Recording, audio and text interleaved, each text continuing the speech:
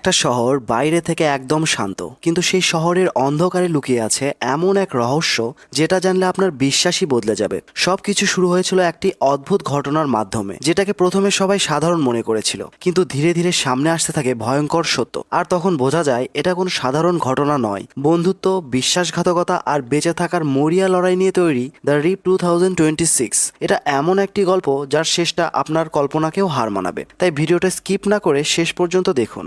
গল্পের শুরুতেই আমরা দেখি জ্যাকি ভ্যালেজ নামের এক তরুণীকে। সে কাজ করে মায়ামি পুলিশ ডিপার্টমেন্টে। কিছুদিন আগেই সে জানতে পারে একটি নির্দিষ্ট বাড়ির ভেতরে লুকানো আছে বিপুল পরিমাণ নগদ টাকা। এই গুরুত্বপূর্ণ তথ্যটা সে তার টিমকে জানাতে রওনা দেয়, কিন্তু পথে হঠাৎ করেই তার উপর হামলা হয়। দুজন অজ্ঞাত লোক তাকে লক্ষ্য করে এলো পাতারি গুলি চালাতে থাকে। নিজের জীবন বাঁচাতে জ্যাকিও পাল্টা গুলি চালায়। ঠিক তখনই একটা গুলি এসে সরাসরি তাকে আঘাত করে। জ্যাকি বুঝে যায় আজ হয়তো তার শেষ দিন, কিন্তু তার কাছে থাকা তথ্যটা এতটাই মূল্যবান যে কোনো মূল্য সেটা তার টিমের কাছে পৌঁছানো দরকার। শেষ শক্তিটুকু জড়ো করে সে দ্রুত একটি মেসেজ টাইপ করে। এরপর তার মোবাইল ফোনটা ছুঁড়ে ফেলে দেয় পানির ভেতরে। ঠিক তখনই হামলাকারীদের একজন তার সামনে এগিয়ে এসে গুলি করে তাকে হত্যা করে। কিছু সময় পর দৃশ্য বদলায়। এখন আমরা দেখি FBI পুরো ঘটনার তদন্ত শুরু করেছে। জ্যাকি ছিল একটি স্পেশাল ইউনিটের সদস্য যার নাম ট্যাকটিক্যাল নার্কোটিক্স টিম। এই ইউনিটে মোট 5 জন সদস্য ছিল, আর এখন FBI এই 5 জনকেই একে একে জিজ্ঞাসাবাদ করছে।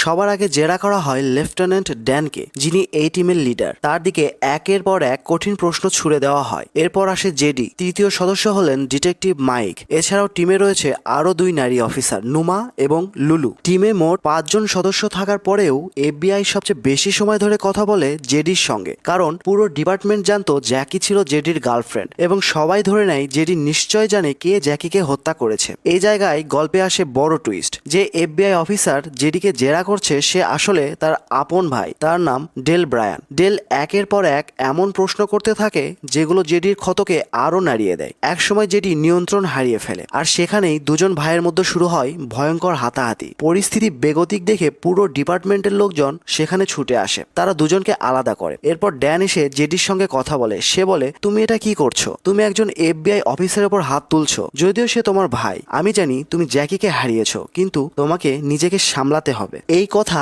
জেডিকে শান্ত করার বদলে আরো খেপিয়ে তোলে। জেডি বলে, আমি কিভাবে নিজেকে সামলাবো? আমি জানি জ্যাকি নিশ্চয় কিছু একটা জেনেছিল, আর সেই তথ্য সে ডিপার্টমেন্টের কাউকে জানিয়েছিল। ডিপার্টমেন্টের লোকেরাই তাকে খুন করিয়েছে, মানে জ্যাকির খুনি আমাদের মধ্যেই আছে। আর যতক্ষণ না আমি তাকে খুঁজে বের করছি ততক্ষণ আমি চুপ করে বসে থাকবো না। এরপর সবাই বাইরে বেরিয়ে আসে। পুরো ডিপার্টমেন্ট জুড়ে ছড়িয়ে পড়ে টানটান উত্তেজনা। একসময় আমরা দেখি ড্যানকে একা দাঁড়িয়ে থাকতে। হঠাৎ তার ফোনে একটি মেসেজ আসে। মেসেজে দেওয়া আছে একটি ঠিকানা, আর লেখা সেই বাড়ির ভেতরে লুকানো আছে বিপুল পরিমাণ নগদ টাকা। ড্যান ভাবনায় পড়ে যায়। সে নিজের ফোনের ওয়ালপেপারের দিকে তাকায়। সেখানে তার ছেলের ছবি রয়েছে। কিছুদিন আগেই তার ছেলের মৃত্যু হয়েছে। ছেলেটার ক্যান্সার ছিল। এই ঘটনার পর থেকেই সবাই মনে করে ড্যান মানসিকভাবে ভেঙে পড়েছে, কিন্তু তবুও নিজের ছেলের ছবির দিকে তাকিয়েই ড্যান সিদ্ধান্ত নেয় আজ সে আবার রেইডে যাবে। সে বাইরে এসে সবাইকে বলে, আমাদের একটা রেইডে যেতে হবে। সবাই প্রশ্ন করে কিসের জন্য? ড্যান খুব শান্ত গলায় বলে, ক্যাশ।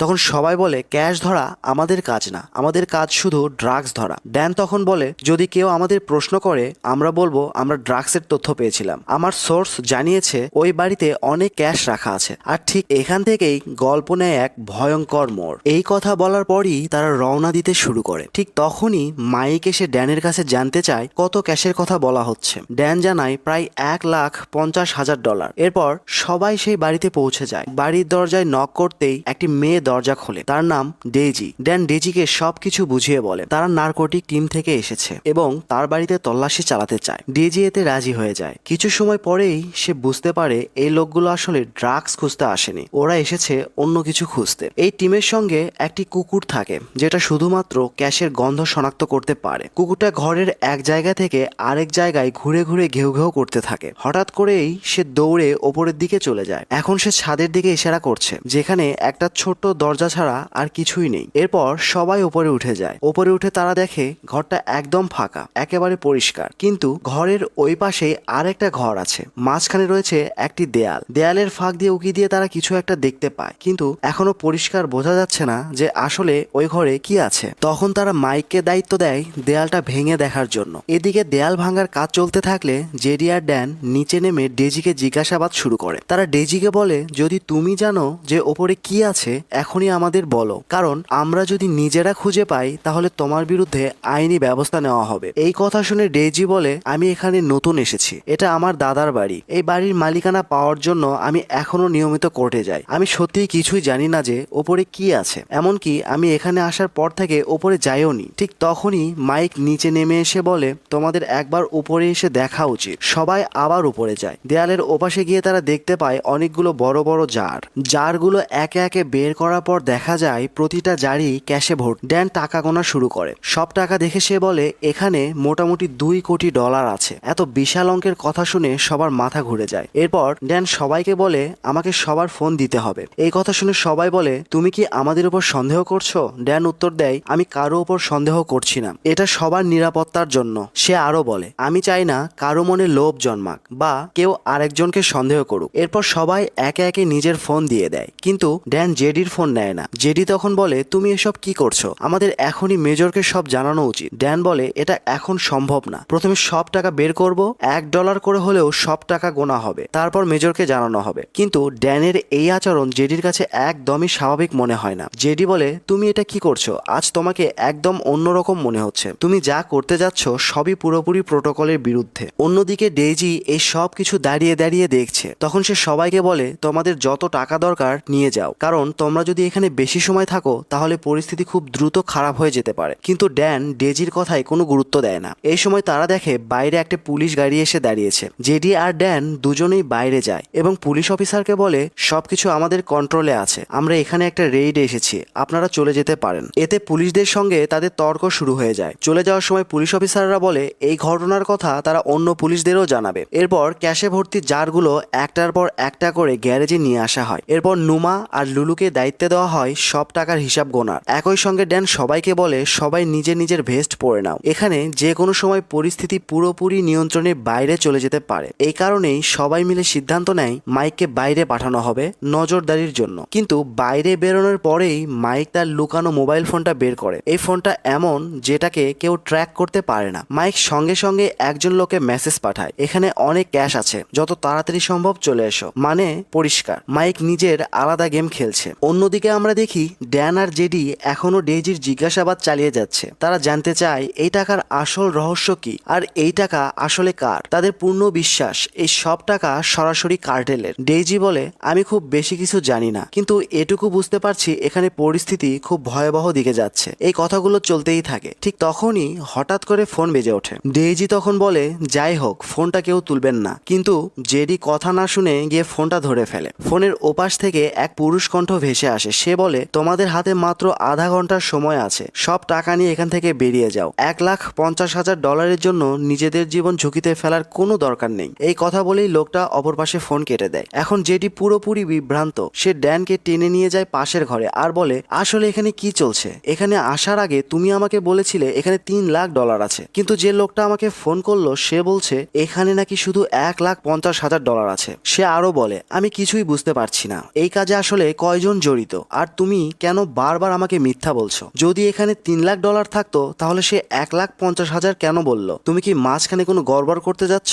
এই কথা শুনে ড্যানও এবার চটে যায়। সে বলে, তোমার মাথা ঠিক আছে তো? তুমি কি উল্টাপাল্টা কথা বলছো? জেডি বলে, আমি কি তোমার উপর ভরসা করতে পারি না? আমাকে শুধু এটা বলো, এই খবরটা তুমি কাদের কাছে থেকে পেয়েছো? এই মুহূর্তে তোমার সোর্স সম্পর্কে আমাকে জানাতে হবে। কিন্তু ড্যান কিছুই বলে না, কারণ এই তথ্য সে আর কারো কাছে থেকে নয়, পেয়েছিল একমাত্র জ্যাকির কাছে থেকে। জেডি এবার পুরোপুরি খেপে যায়। সে বলে, তুমি এখনই আমাকে তোমার সোর্সের কথা বলবে, না হলে আমি সরাসরি মেজরকে ফোন করব এবং ডিপার্টমেন্টকে সব কিছু জানিয়ে দেব। এখনো পর্যন্ত ডিপার্টমেন্ট জানে না আমরা আসলে কত টাকা পেয়েছি, আর এই ব্যাপারটা ভীষণ বিপজ্জনক হতে পারে। এই কথা বলেই জেডি বাইরে বেরিয়ে আসে। সে তার এক সহকর্মীকে ফোন করে যার নাম নিক্কাস। নিক্কাস তখন অন্য জায়গায় রেইডে ব্যস্ত। জেডি তাকে বলে, এখানে আমরা প্রচুর ক্যাশ পেয়েছি আর এই পরিস্থিতি হাতের বাইরে চলে যাচ্ছে। কমপক্ষে $2 কোটি আছে এখানে, কিন্তু সবচেয়ে বেশি ভয় লাগছে ড্যানকে নিয়ে। আজ সকাল থেকে ও খুব অদ্ভুত আচরণ করছে। আমরা এখানে মাত্র 5 জন, যে কোনো সময় যে কোনো কিছু হয়ে যেতে পারে। তুমি যত তাড়াতাড়ি সম্ভব এখানে চলে এসো। নিক্কাস একজন ডিএ অফিসার। সে সঙ্গে সঙ্গেই তার কয়েকজন লোক জড়ো করে এই জায়গার দিকে রওনা দেয়। এই সময় মাইক লক্ষ্য করে একটার পর একটা করে চারপাশের বাড়িগুলোর আলো জ্বলে উঠছে। ঠিক তখনই জেডিও সেখানে আসে। সে পুরো এলাকা দেখে বলে, সম্ভবত এখানে কেউ থাকে না। কিছুদিন আগে খবর এসেছিল কার্টেল পুরো একটা এলাকা কিনে নেয়, কিন্তু ভেতরে কেউ থাকে না। আর সত্যিই তো, দূর দূরান্ত দূরান্ত পর্যন্ত কোথাও কোনো মানুষ দেখা যাচ্ছে না এখানে। হঠাৎ করে একটা বাড়ির আলো বারবার জ্বলে আর নিভে যেতে থাকে। জেডি তখন তাকে বলে ওটা একটা সিগন্যাল, আমি ওই বাড়িটা চেক করতে যাচ্ছি, তুমি ভেতরে যাও আর গিয়ে ড্যানকে সব কথা জানাও। তার কথা মতো মাইক ভেতরের দিকে এগিয়ে যায়। অন্যদিকে আমরা দেখি ড্যান মেজরের সঙ্গে কথা বলছে, কিন্তু সে মেজরকে বলে এখানে শুধু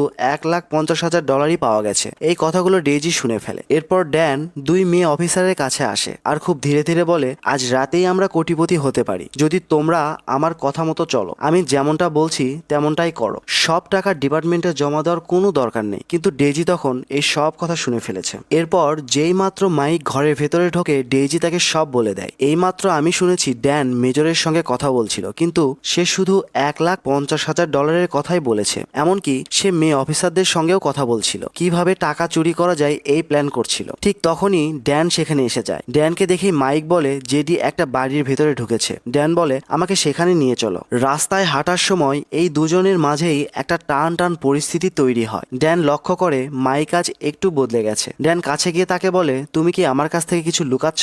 তোমার কি কোনো প্ল্যান আছে? মাইক বলে তুমি কি আজেবাজে কথা বলছো। ড্যান আর কিচ্ছু বলে না, শুধু চুপচাপ তার পেছনে হাঁটতে থাকে। একসময় মাইকের মনে হয় ড্যান বুঝি এখনই তাকে গুলি করবে, তাই সেও নিজের বন্দুকের উপর হাত রাখে। ঠিক তখনই ড্যান বলে তুমি ভেতরে গিয়ে মেয়েদের টাকা গোনায় সাহায্য করো, আমি জেডির পিছনে পিছনে যাচ্ছি। মাইক তখন ভেতরে ফিরে আসে। ভেতরে এসে যখন সে টাকা গুনছে কিছুক্ষণ পর ড্যানও সেখানে আসে। মাইক জিজ্ঞেস করে জেডি কোথায়। ড্যান বলে আমরা আলাদা হয়ে গিয়েছিলাম, আমি জানি না সে কোথায়। এতেই মাইকের সন্দেহ আরো বেড়ে যায়, ড্যান কি তাহলে জেডিকে মেরে ফেলেছে? ঠিক তখনই হঠাৎ করে ঘরের সব লাইট নিভে যায় আর এরপর চারদিক থেকে এলো পাতারি গুলি চলতে শুরু করে। একটা গুলি এসে সরাসরি লাগে লুলুর পায়ে। সবাই মিলে তাকে ধরে রাখে। কিছু সময় পর দেখা যায় গুলি চলা বন্ধ হয়ে গেছে। এরপর মাইক আর ড্যান দুজনেই বাইরে আসে। বাইরে এসে তারা দেখে দূর দূরান্তে কাউকেই দেখা যাচ্ছে না, কে গুলি চালালো কেউ জানে। ঠিক তখনই তারা দেখে একজন লোক ছাদের ওপর আছে। দুজনেই তার পেছনে দৌড়ায়, কিন্তু লোকটা তাদের ধোকা দিয়ে সেখান থেকে পালিয়ে যায়। এই সময় তাদের চোখ পড়ে জেডির উপর। জেডি তাদের শান্ত করে বলে আমার কাছে একজন লোক আছে যে কার্টেলের সঙ্গে কাজ করে। এই কথা শুনেই সবাই লোকটার দিকে বন্দুক তাক করে বলে তুমি আমাদের উপর গুলি চালালে কেন? লোকটা বলে আমি গুলি চালাইনি, আমি তোমাদেরকে আমার বসের সঙ্গে কথা বলিয়ে দিচ্ছি। ড্যান ফোনে কথা বলে। ওপাশ থেকে বস বলে তোমরা যে টাকা পেয়েছো সব টাকা নিয়ে চলে যাও, আমরা তোমাদের উপর কোনো গুলি চালাইনি, যত দ্রুত সম্ভব এই এলাকা ছেড়ে দাও, আমাদের সঙ্গে তোমাদের কোনো সম্পর্ক নেই। এই কথা শুনে ড্যান বুঝতে পারে না তাহলে আসলে কে গুলি চালিয়েছিল। সবাই ফিরে এলে জেডি হঠাৎ খেপে যায়। সে বলে এখন পরিষ্কার কথা বলি, এখানে সবচেয়ে অদ্ভুত আচরণ করছে ড্যান। সে ড্যানকে লক্ষ্য করে বলে তুমি পুরো সত্যিটা বলো, তুমি আমাদের সঙ্গে প্রতারণা করছো কেন? এখন পর্যন্ত মেজরকে কেন ফোন করনি? আর আমার তো মনে হয় জ্যাকিকে তুমিই মারিয়েছো। এই কথা শুনে এবার ড্যানও খেপে যায়। ড্যান আর জেডির মধ্যে মারামারি শুরু হয়ে যায়। তাদের লড়াই দেখে সবাই দৌড়ে এসে তাদেরকে আলাদা করে। এরপর মাইক ওয়াশরুমে গিয়ে দেখে তার লুকানো ফোনটা সেখানে পড়ে আছে। এই ব্যাপারটা বুঝতে এসে ভীষণ ভয় পেয়ে যায় আর আগুনের দিকে তাকিয়ে থাকে। এই সময় আমরা দেখি জেডি আবার নিক্সকে ফোন করছে। সে বলে যত দ্রুত সম্ভব একটা আর্মার ট্রাক নিয়ে এখানে চলে আসো, আমাদের এখান থেকে বের হতে হবে। নিক্স বলে আমি 5 মিনিটের মধ্যে পৌঁছাচ্ছি, কিন্তু ততক্ষণে মাইক আগুন লাগিয়ে দিয়েছে। আগুন দেখে সবাই টাকা নিয়ে বাইরে বেরিয়ে আসে। ঠিক তখনই নিক্স আর্মার ট্রাক নিয়ে পৌঁছে যায়। এটা দেখে ড্যান চেঁচিয়ে ওঠে আর বলে তুমি এখানে কি করছো? নিক্স বলে আমি তোমাদের সাহায্য করতে এসেছি, জেডি আমাকে ডেকেছে। জেডি বলে সব টাকা ট্রাকে তুলে দাও। ড্যান বলে না, আমি এটা হতে দেব না, আমরা ডিপার্টমেন্টের জন্য অপেক্ষা করব। আবার ঝগড়া শুরু হয়। জোর করে টাকা ট্রাকে তুলে দেওয়া হয়, কিন্তু ড্যান বলে কোনো মেয়ে আমাদের সঙ্গে যাবে না। সে 3 মেয়েকে বলে তোমরা এখানেই থাকো, ডিপার্টমেন্ট না আসা পর্যন্ত তোমরা তাদের জন্য অপেক্ষা করো। এরপর তারা ট্রাকে উঠে চলে যায়। এখন ট্রাকের পেছনে আছে 4 জন, ড্যান, জেডি, মাইক আর নিক্স। এখন সবাই সবাইকে সন্দেহ করছে। সবচেয়ে আগে মাইক কথা বলে আর ড্যানকে দেখিয়ে বলে এই লোকটাই গাদ্দার, এখনো মেজরকে কল করেনি কেন? ডেজি আমাকে বলেছে এই লোক মেজরকে ফোন করেছিল আর বলেছিল আমাদের কাছে শুধু $1,50,000 আছে, মানে এই লোক আমাদের সঙ্গে ধোকাবাজি করছে। তখন ড্যান কথা বলা শুরু করে। সে বলে আজ সকাল থেকেই আমি নাটক করছিলাম আমাদের মধ্যে গাদ্দারকে সেটা বের করার জন্য। আমি শুধু একজনকেই বলেছিলাম $1,50,000 কথা আর সে ছিল তুমি। তখন জেডি বলে আমি যখন ফোন ধরেছিলাম ওপাশ থেকে লোকটা বলেছিল $1,50,000 জন্য নিজের জীবন নষ্ট করো না। আর এই কথা ড্যান শুধু তোমাকেই বলেছিল, আমাকে সে বলেছিল $3,00,000 কথা। এই কথা শুনে মাইক বুঝে যায় সে ধরা পড়ে গেছে, তবুও সে স্বীকার করতে চায় না। ঠিক তখনই জেডি ফোন বের করে বলে ড্যানের সঙ্গে মারামারির সময় আমি তোমার ফোনটা নিয়ে নিয়েছিলাম। পুরো সময় তোমার কাছে একটা ফোন ছিল যেটা দিয়ে তুমি কারোর সঙ্গে কথা বলছিলে। ফোনটা আনলক করো আর বলো ওই লোকটা কে। তখন মাইক বলে তোমরা আমার উপর সন্দেহ করছো কেন?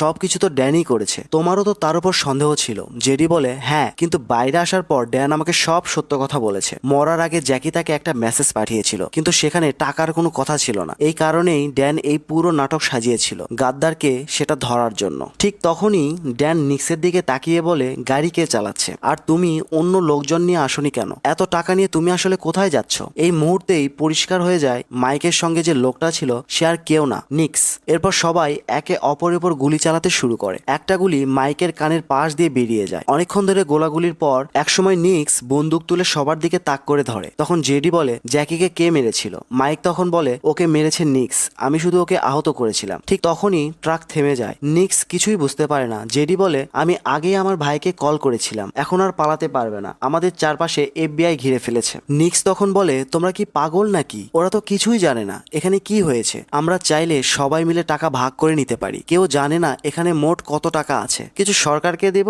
কিছু নিজেরা রাখবো, কিন্তু কেউ রাজি হয় না। এরপর আবার গুলি শুরু হয়। মাইক নিচে নেমে টাকার ভর্তি একটা ব্যাগ নিয়ে দৌড়াতে থাকে। ড্যান তার পেছনে পেছনে দৌড়ায়। এই সুযোগে নিক্স ট্রাক নিয়ে পালাতে শুরু করে, আর তার পেছনে এখন ছুটছে জেডি। আসলে এই বাড়িটা থেকে যে পরিমাণ টাকা বের হবে তা শুধু কয়েকজনের ভাগ্যই বদলাবে না, বরং প্রকাশ করে দেবে কে আসল পুলিশ আর কে ভেতর থেকেই অপরাধী। যাই হোক, কিছুক্ষণ পরেই ডেন মাইককে ধরে ফেলে, কিন্তু এখানেই শেষ না, কারণ আসল খেলা তখনই শুরু হয়। অন্যদিকে আমরা দেখি নিক্সের গাড়ি উল্টে পড়ে আছে, আর সেখানে গিয়ে পৌঁছেছে জেডি। জেডি প্রথমেই টাকা ভর্তি ব্যাগটা খোলে, আর ঠিক তখনই সেটা দেখে নিক্সের মাথায় একদম বাজ পড়ে। এই ব্যাগগুলোর ভেতরে তো কখনো টাকা ছিলই না, মানে একটাই, আসল টাকাগুলো এখনো ওই বাড়ির কাছেই আছে, আর এরা এতক্ষণ ধরে আবর্জনা ভরা ব্যাগ নিয়ে পালাচ্ছিল। এই পুরো ব্যাপারটাই ছিল জেডি আর ডেনের মাস্টার প্ল্যান। ওরা কাউকে বিশ্বাস করেনি, এই জন্যই কখনো আসল টাকা আর্মার ট্রাকে তারা রাখেনি। জেডি একদম পরিষ্কার একটা সিদ্ধান্ত নিয়ে ফেলেছিল, সে জ্যাকির খুনিকে কোনোভাবেই বাঁচতে দেবে না। তাই নিক্সকে গ্রেফতার না করে সে সরাসরি গুলি করে তাকে মেরে ফেলে। অন্যদিকে ডেনের গল্পটা একটু আলাদা। সে মাইককে মারতে চায় না। মাইককে ধরে সে বলে,